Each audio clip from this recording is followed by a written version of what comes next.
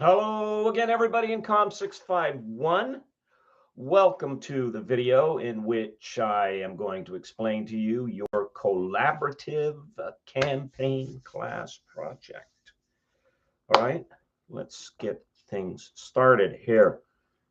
What do we have? Hearth and Field, very cool magazine. Not just because I have the privilege of writing for them, doing some very interesting stuff. I recommend them highly. Just type in Hearth and Field and you will find them. All right, but let's get to your assignment. As I said yesterday when I posted a video for week one, said I was going to come back and do an explanation of your collaborative campaign project. Now, this project, is the lion's share. It takes up most of the points that are available to you in the class. So it's important that you understand what it is you're supposed to do. And that's like, something like 600 points. And it's important that you know when, not like 600 points, 600 points. And it's important that you know when to get started, which is this week. All right. So if you go to the assignment folder in Canvas, you'll find the sheet, open it up. I recommend that you print things out. There's really not a replacement for the type of absorption that our minds undergo when we have a tactile experience. That is, when we're actually feeling something in our hands. That just sort of hardwired into us. So, myself, for instance, for those of you who had me before, you know this about me. I like pens. I should say I like fountain pens. I have a collection of probably many more than I need. The latest addition to said fountain pen is this one, which I got at Sigmund Freud's house, which is a museum which you find in Vienna. Very interesting. And I like to use pens, and I use books. I think this is a company called Moleskin. They make these sort of semi-hard books. This is a layout for the book that I'm writing right now, chapters and what's done and what needs to be done. The point is that when you engage the tactile connection that exists between your fingers and your brain, in this the research, the science is actually very strong and very clear. This improves your retention. You want to commit something to memory, write it out, write it down, or write a sufficient summation of it until you remember. So I recommend that you print this thing out and start making notes, start talking to yourself using this hand to mind connection. All right, print it out. You will notice, first things first, on page number 1 of this campaign, I have grouped the class into 3 teams. Now the names, who got into what team, I just started at the top of the roster and went down and counted 7 for team 1, 7 for team 2, and then there was 7 plus 1 more, 8 for team 3. Now I am fully aware that it happens within the course of a course that some people are going to drop the class. I hope not. It's a good class. You're going to learn a lot here, and I think you're going to have an enjoyable experience. And this might change the size of the teams. I won't reassign anybody on any team unless there's such a dramatic drop. We get one team, there's like 3 people on it, and everybody else still has 5, 6, or 7. Okay, then I might ask somebody on one team, say, hey, would you mind going over and jumping on this other team? Otherwise, the teams are set. They are what they are. So look up, team 1, team 2, team 3, and see where you are. All right. And then, what I want you to do is, reach out to each other. You can use email. You could create a discussion forum. In fact, maybe I'll put that up. Okay. I'll tell you what, in the discussion section in Canvas, I will put up discussion forum for team 1, team 2, team 3. So you can use that to start your initial communication with one another. All right. And so here's the assignment. Throughout the semester, we're going to be focusing on, as I said yesterday, 2 essential foundational elements of public relations. The first one is the research aspect. Most of public relations now, that is, it's like an 80-20, or depending on how things go, if they go smoothly, like a 90-10. It's a whole bunch of research on the front end, and then the release of the message and the tracking of the message on the back end. And then this is, it's sort of cyclical. As the message is released and they track it, they start the research again. So you have to be familiar with research. Now, this is a newish development in public relations. The field had been dominated in decades previous by sort of a seat of the pants approach, which, on the one hand, there is something to be said for human intuition, and I believe strongly in that. On the other hand, the business models that drive public interaction and a lot of public relations is deployed in the area that bumps up against commerce. And so public purchasing, and whether that's the actual buying of a physical thing, a service, or buying into an idea, that has gone into a space, a platform, a digital space that is highly quantified. I mean, it used to be, for example, if you were a company or if you were a politician, right? And you were going to sell a thing, or you were going to sell an idea, a campaign. Your main avenue was print media. And you were charged by the owners of the media a rate based on the number of subscribers to the print media. So let's say it was a newspaper. You got charged a rate to put your message, whether your message was about your toaster or your upcoming campaign for mayor. You got charged a rate by the newspaper based on the number of subscribers. The newspaper will say, well, this many people get our newspaper in their mailbox or on their porch every single day. And that's what you got charged. How many people actually read that paper? How many people read the section that your message was in? How many of those papers went, straight from the front porch to maybe the coffee table, and then somebody looked at the comics or they did the crosswords, and then the paper immediately went to line the cat box. All right. Well, you, as a producer of product or message, you had to eat. Sorry, maybe wrong choice of words. Just after you mentioned a cat box, you had to eat the costs of that the charge from that platform, whether or not your message was seen.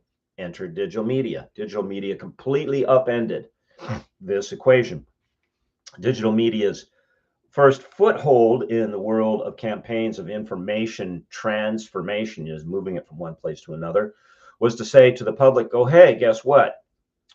We're going to charge you substantively less than Mr. Print Media, because we will only charge you for when somebody looks at your message, your ad for a toaster, or your campaign promises as a mayor.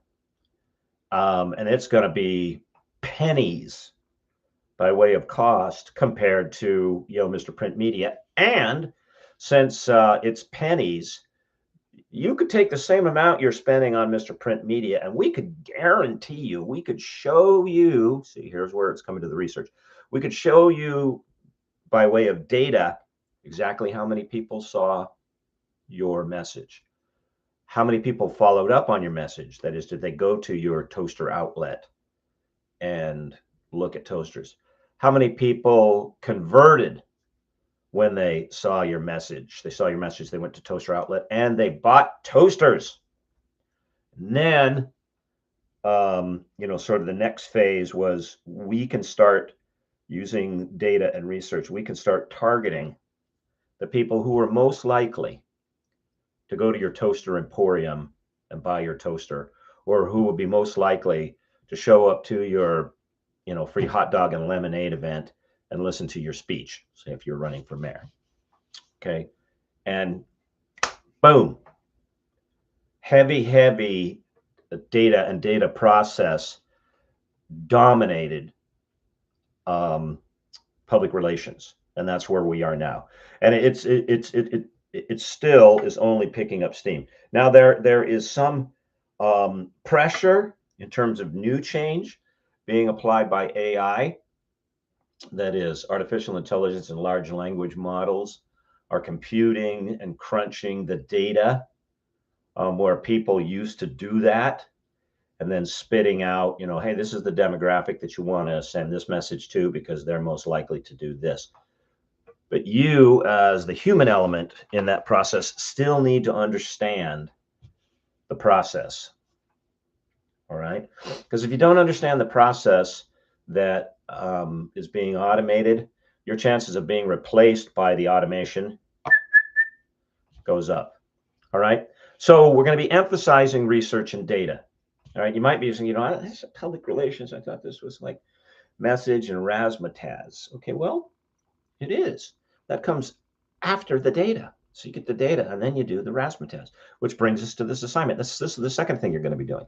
You're going to be given the opportunity to craft a real public relations campaign pitch for a real life scenario. All right. So what I want you to do in this assignment is, sort of big picture here. I want you to combine the process of research and data gathering with the process of strong messaging driven by the data. Okay, does that make sense in terms of the big picture here? And if it doesn't, either email me or catch me during an office hour. Okay, so after printing this thing out, maybe writing on it, writing a few notes so you can internalize it, take a look at your teams. I will put up a discussion forum for each team. Decide who's going to be the team leader. However you do this, I don't care. Jump up and down, draw straws, flip coins, whatever. Someone has got to be a leader. During, for this week, one of the questions that I'm asking you is, what are your attributes that would make you a certain member type of a team? All right. Well, if your attributes like, hey, I'm really not the person that wants to be in charge of all this. I'm not the project manager. Okay, then don't step forward as a leader. Decide on a leader. All right. And then you have your choice of 3 scenarios to create a public relations campaign pitch. Now, what I want you to do in approaching any one of these 3 is I want you to think that, and these are real life scenarios. I've not just made something up. I remember when I was an undergraduate, I did a dual major as a biology major, basically science and humanities. I did a biology major, and then I did a language and philosophy major. And I can remember some of the made up scenarios in a lot of the physics classes that I took about, frictionless pulleys and elephants running across frozen lakes. And it's just like, okay, what? No made up scenarios. These are actual scenarios.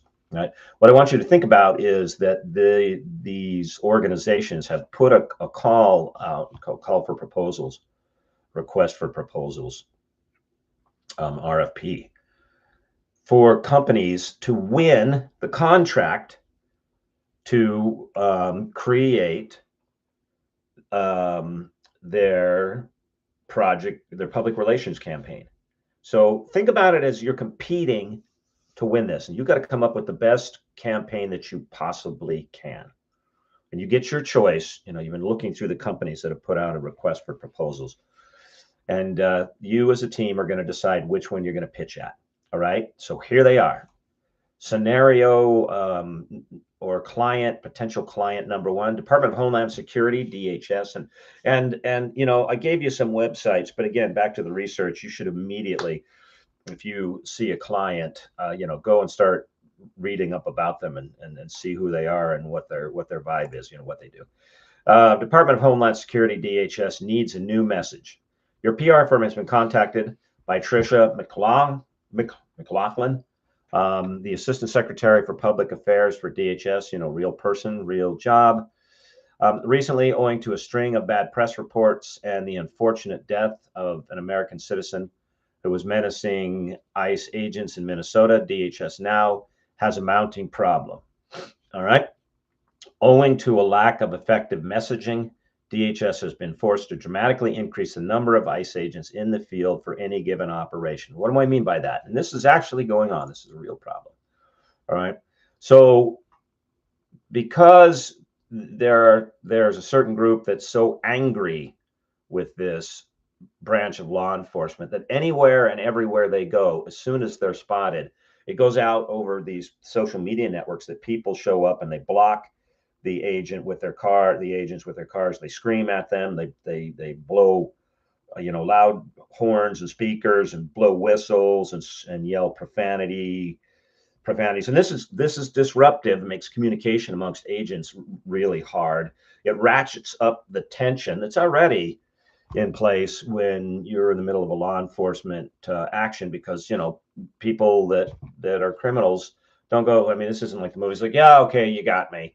Okay, so in now order to deal with the crowds that are making dealing with the mission difficult, DHS is having to deploy almost like a second wave of agents into the field with each of its deployments.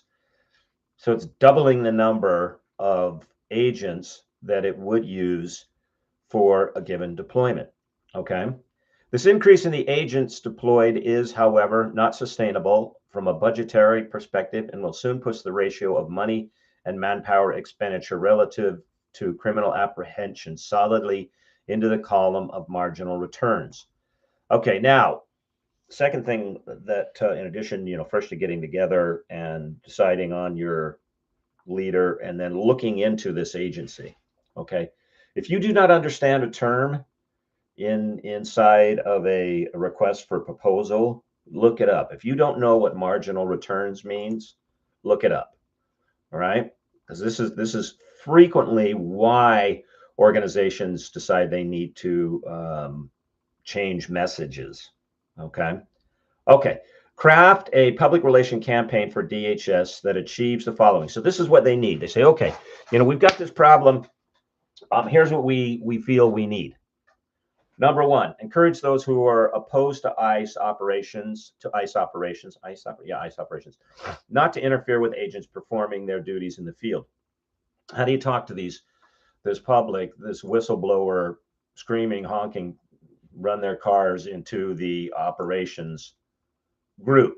And by the way, as you start going through these objectives, you might determine as a public relations firm that this is really not by way of resource and outcome really not achievable. So we may not hit this mark, but we could do this instead. That's up to you as a public relations firm. It happens frequently, and I've had this myself, that you have clients come to you and say, I've got this problem, and the client already in their head has decided what the solution is.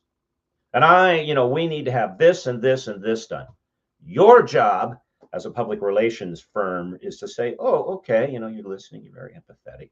And then you start looking at the problem and you start looking at everything that they want done. And you go, well, why don't we the one you want done first, let's put that last, because that may not be achievable. Let's start with what you thought you needed last first, because if you have this thing that you put last first, these other things will start to take care of themselves. You have the authority here to analyze these requests, and it might be that in the ordering and the nature of some of these requests, wink wink, that I have put things in here that may or may not be achievable within the client's interests. Okay. All right. Next, B, explain to the public why the apprehension and deportation of illegal aliens are beneficial. beneficial to a given community, say example, the city of Minneapolis, Minnesota, and the United States as a whole, because this is the whole point of the field operations of these agents. And then number three, rehumanize ICE agents in such a way that they are viewed as neighbors, friends, and family who are here to help us, not to hurt us. Because currently, in terms of the messaging from the other side, that's how they are being casted. Pro tip in public relations and your own life: be careful to learn how to tell your own story, because if you don't, somebody else will come along happily and tell it for you, and you may not like the narrative. All right, that's what's going on right now with this agency. All right, that's scenario number one, your choice. Number two, Billy Graham's legacy. A true servant of the Lord, Billy Graham has reached millions with his Christian crusades over the past 6 years. Billy Graham, the Billy Graham Library, and there's the link, is in Charlotte, North Carolina, is in the Charlotte, North Carolina area. The library is much a tourist attraction. As a ministerial researcher, PR firm has been contacted by Larry Ross, and there's Larry Ross's firm's website. Spokesman for Billy Graham Ministry with a problem. Costing millions to build and hundreds of thousands to operate annually, the library has become a financial drain on the Billy Graham Evangelistic Association. And I don't know why the lettering is different there, but anyway. And then I give you the website. Okay, again, real life scenario. All right. So you have been contacted. You have been contacted by Larry, and here's the proposal. Craft a PCR for the library that achieves the following: raises awareness of the library among demographics who are likely to visit it.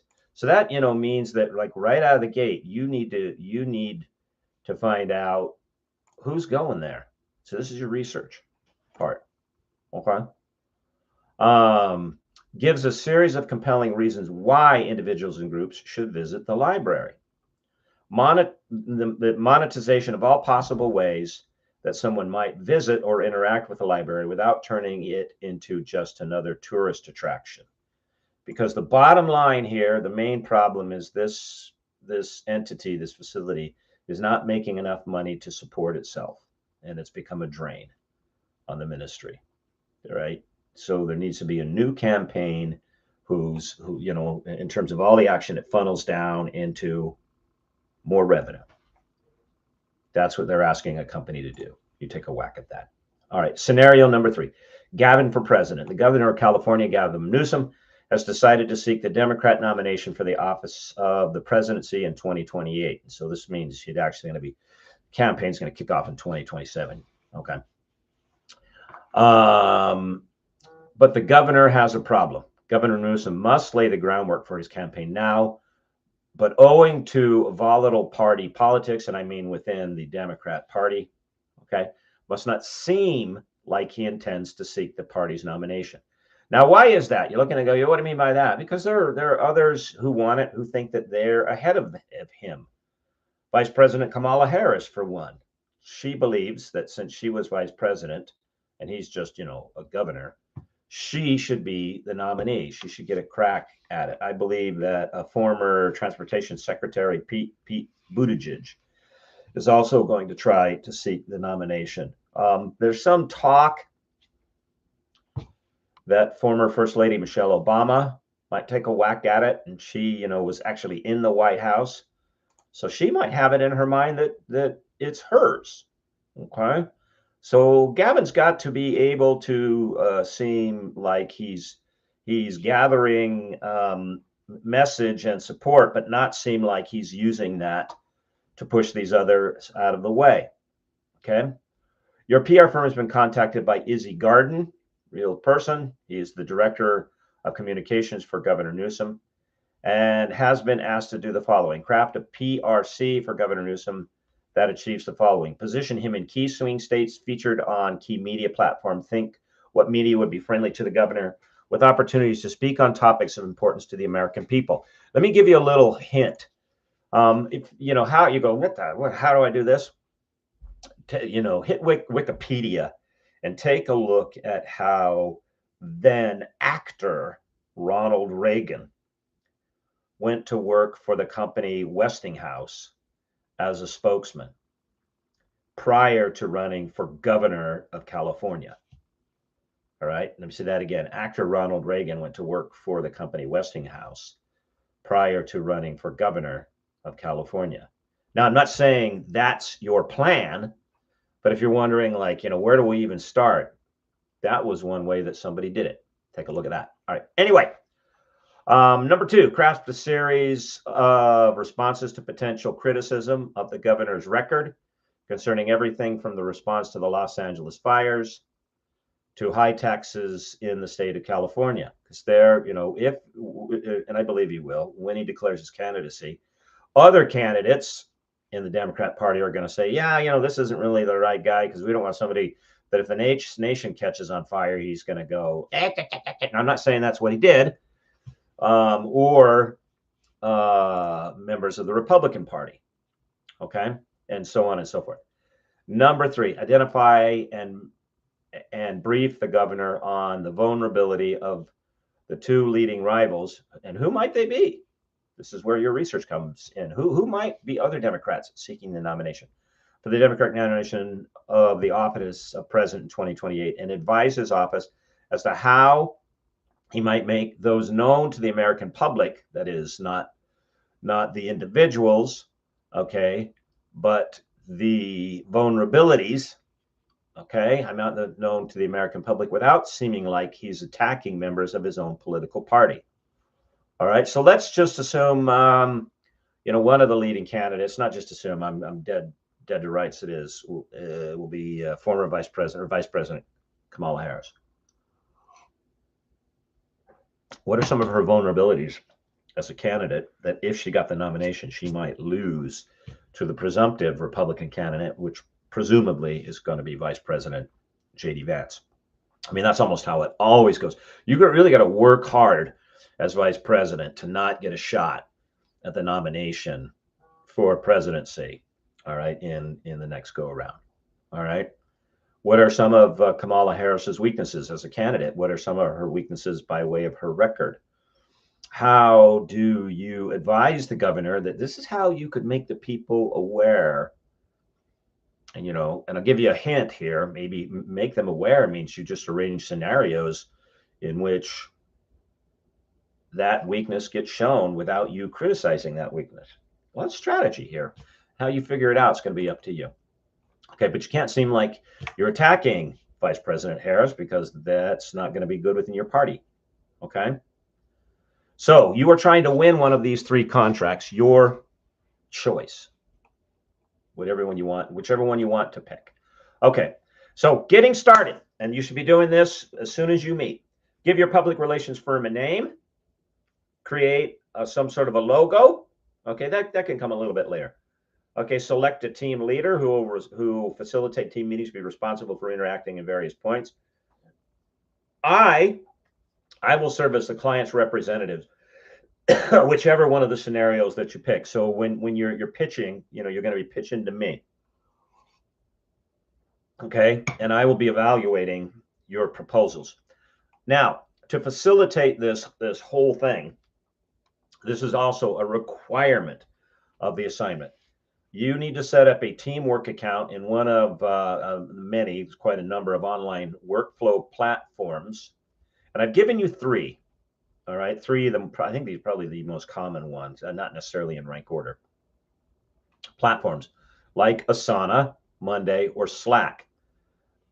I recommend Asana. It's straightforward. It's easy to use. If someone on your team is familiar with one of these workflow platforms and say, oh, hey, I know how to set this up and I'll get us all going, great. Go ahead and run with that, whichever you like.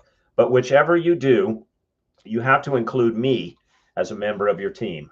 Don't assign me any work, except for evaluation, because I'll be popping in and checking who is doing what. Okay.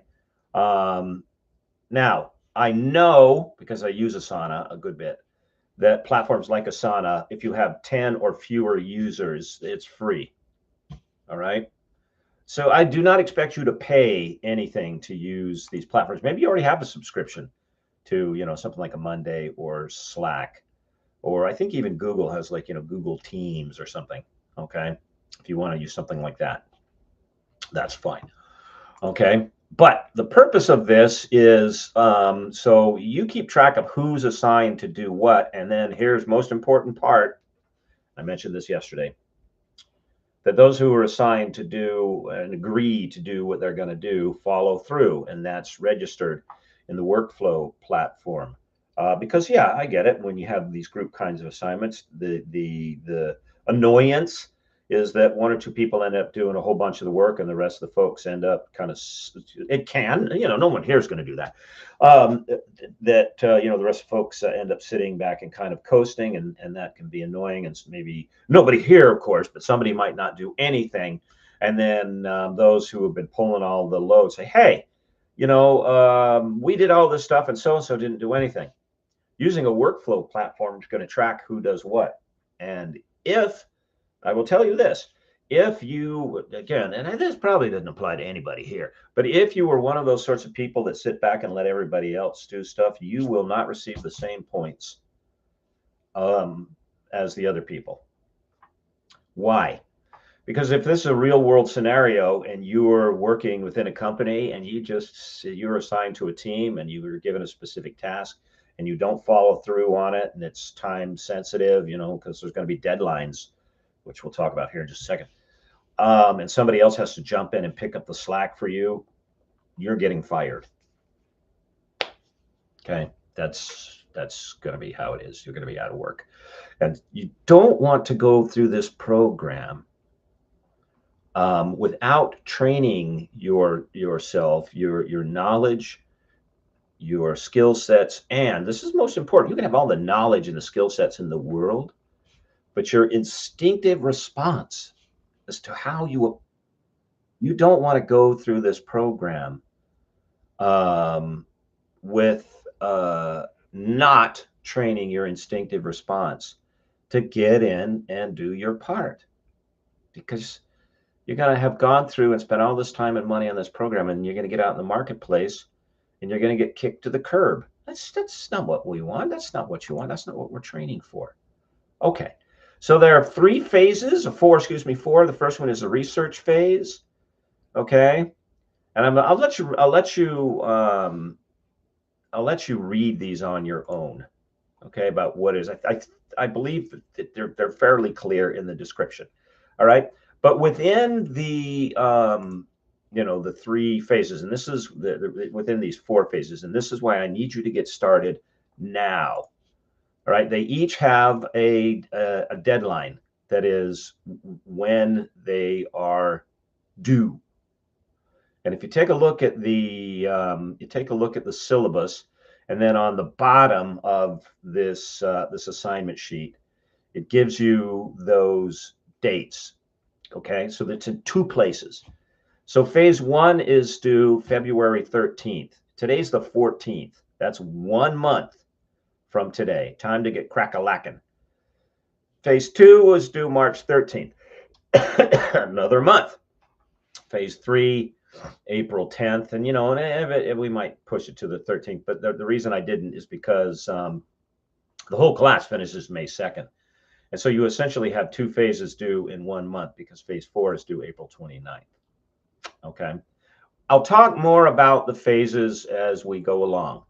And we're at a half an hour here, so you probably heard enough from me. Suffice to say, first things first, this week, get a hold of the sheet, print it out, make some notes, internalize, wrap your head around what you're doing. I'll put up discussion forums for teams 1, 2, and 3. Get in there, introduce yourself, decide on a leader, decide on a name. You can start working on the logo. I don't care if that's posted till next week. Set up your workflow platform, Google Teams, Asana, Monday, Slack, whatever. Get everybody in there. Okay. And then start assigning who's going to do what for phase one. And you're off to the races. Of course, pick one of the scenarios that you're going to pitch at. All right. This is going to be fun. It's going to be challenging, but it's going to be fun. Now, as you'll read in this sheet, remember, this is not a research paper. So here's the real fascinating thing about public relations. It's heavy data and research driven. But when it comes to the communication part, to the interface with the public, cannot sound like a term paper. The figures on page 7B. Okay. Use language that grabs, use graphics, use pictures. Make your point in a way that is clear and concise. You know, I'm looking for a book here that I don't think I have right handy because I probably put it somewhere else. But there's an interesting theory about how much time you have to grab the public attention these days, and it may or may not shock you as to where the top of the bell curve is. It's about 3 seconds. So write in such a way that you're going to grab the attention of this potential client in 3 seconds, and that's not like a research paper. Okay, you can have some fun with this writing. All right, you can be a little razzmatazzy. All right, and you'll see that in the sheet. Okay, that's 36 minutes you're never going to get back. Good luck, everybody. If you have specific questions, email me. I will set up those discussion forums for team 1, 2, and 3. You can use them all you like. Good luck. All right. I look forward to your work. Okay. And if you have any questions, again, give me a call during office hours or email me, and I will see you on Canvas. Bye-bye, and take care.